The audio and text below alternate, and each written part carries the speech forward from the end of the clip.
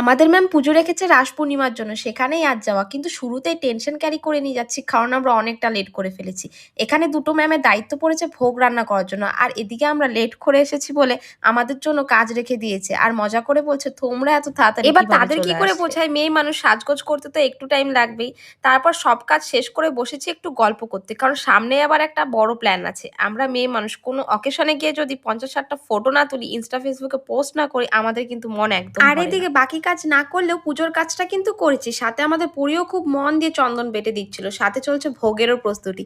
আজ কিন্তু ম্যাম নিজেই পুজোটা করেছে। দীপান্বিতার সাথে প্রথম দিনে খুব সুন্দর একটা বন্ডিং তৈরি করে ফেলেছি, আমি তো এরমই। যাই হোক, পুজো শেষে আশীর্বাদ নিয়ে নিচ্ছি যাতে নিজেকে আরো বেশি করে স্ট্রং করতে পারি।